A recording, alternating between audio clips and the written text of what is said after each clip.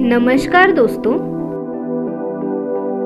अब तक हमने टैली में कंपनी के फीचर्स को देखा, जैसे कि create company, alter company, delete company इत्यादि। तो आज हम देखेंगे कि टैली में लेजर क्रिएशन कैसे होता है। तो दोस्तों, सबसे पहले देखते हैं कि लेजर होता क्या है और उसकी थोड़ी बैकग्राउंड जान लेते हैं। लेजर ये आपके लेन देन यानी कि ट्रांजैक्शन की पहचान करने के लिए वास्तविक खाता शीर्षक है और इसका उपयोग सभी अकाउंटिंग वाउचर में किया जाता है।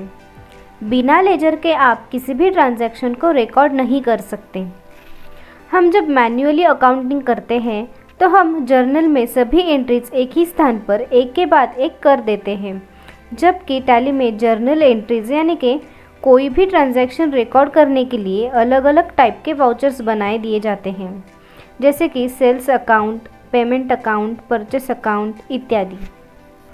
मैन्युअल अकाउंटिंग में हम जब जर्नल रिकॉर्ड करते हैं तो रिकॉर्ड करने के बाद हम उस ट्रांजैक्शन की पोस्टिंग उन खातों में करते हैं, जबकि टैली में पहले खाते यानी लेजर्स बनाए जाते हैं और फिर जैसे ही हम वाउचर में ट्रांजैक्शन रिकॉर्ड करते हैं तो संबंधित लेजर में उसकी पोस्टिंग अपने आप हो जाती है।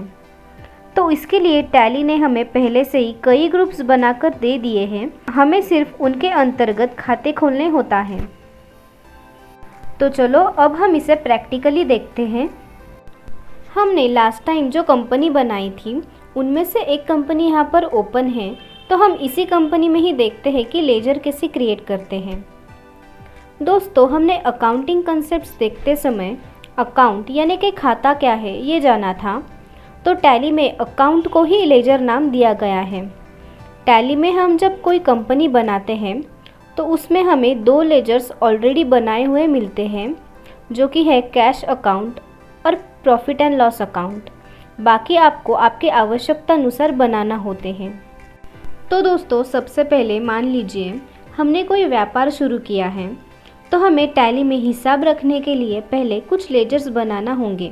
जैसे कि व्यापार के लिए हम कैपिटल लाएंगे तो उसके लिए कैपिटल अकाउंट, कुछ माल खरीदेंगे तो उसके लिए परचेस अकाउंट, माल बेचेंगे तो सेल्स अकाउंट, किसी से माल उधार लेते हैं तो क्रेडिटर्स के नाम का अकाउंट, बैंक में खाता खोलेंगे तो बैंक का अकाउंट इत्यादि।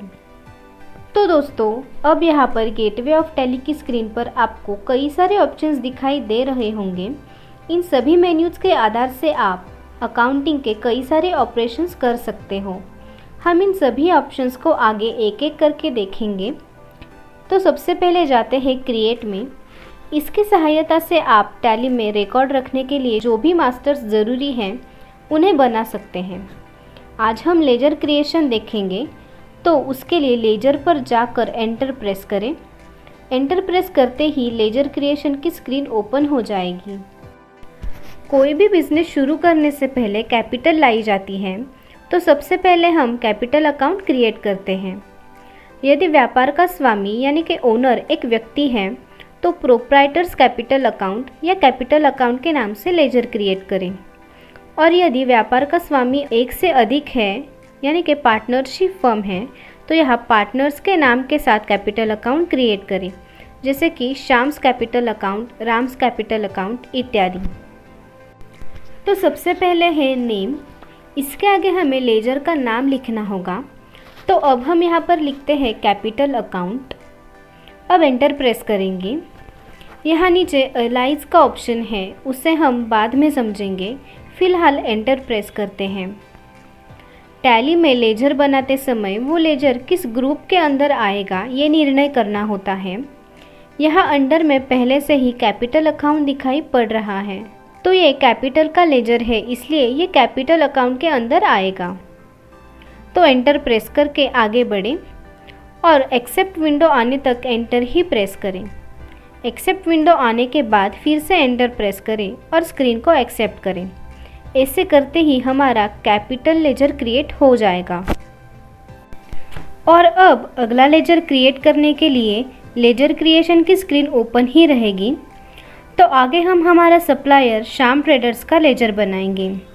तो उसके लिए यहाँ पहले सप्लायर का नाम डालें और एंटर प्रेस करें। और अब यहाँ अंडर में ग्रुप सिलेक्ट करना होगा, तो यहाँ पर लिस्ट ऑफ ग्रुप में से ध्यान से देखकर ग्रुप को चुनें। तो अब हम यहाँ सप्लायर का लेजर बना रहे हैं और जैसे कि हम जानते हैं सप्लायर्स हमारे क्रेडिटर्स यानी कि लेनदार होते हैं, तो वो सन्ड्री क्रेडिटर्स के ग्रुप में आते हैं। तो हम उसे सिलेक्ट कर लेते हैं। उसके लिए ग्रुप का पहला अक्षर टाइप करें। जैसे कि अब हम यहाँ पर एस टाइप करते हैं तो यहाँ एस से शुरू होने वाले सभी ग्रुप के नाम एक साथ आ जाएंगे और अब आप अप डाउन एरोज के साथ आपका ग्रुप सिलेक्ट कर सकते हैं। ग्रुप सिलेक्ट करने के बाद एंटर प्रेस करें।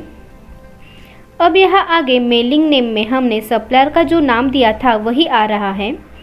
अब आपको नीचे सप्लायर का एड्रेस डालना है और एंटर प्रेस करना है। उसके बाद स्टेट को सिलेक्ट करना है और पिन कोड डालना है। पिन कोड डालने के बाद एंटर करके स्क्रीन को एक्सेप्ट कर लें। तो अब आपका सप्लायर का लेजर भी क्रिएट हो गया है। तो अब हम आगे बैंक का लेजर क्रिएट करते हैं। तो उसके लिए नेम के आगे आपके बैंक का नाम टाइप करें। अब अंडर में ग्रुप सिलेक्ट करें तो यहाँ बैंक के लिए बैंक अकाउंट ग्रुप को सिलेक्ट कर लें। अब यहाँ नीचे आप चाहो तो आपके बैंक अकाउंट के पूरे डिटेल्स भी डाल सकते हैं, जैसे कि account number, IFSC code, branch name इत्यादि। उसके बाद बैंक के मेलिंग डिटेल्स देना होगा। नीचे पिन कोड डालें और एंटर प्रेस करें। अब यहाँ नीचे ओपनिंग बैलेंस का ऑप्शन दिखाई दे रहा होगा, तो इसे हम समझ लेते हैं।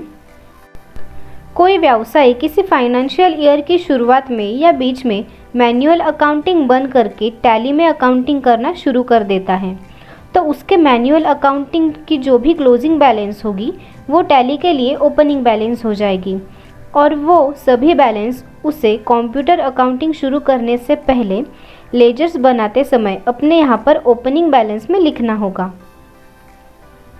तो आप चाहो तो इसे डाल सकते हैं।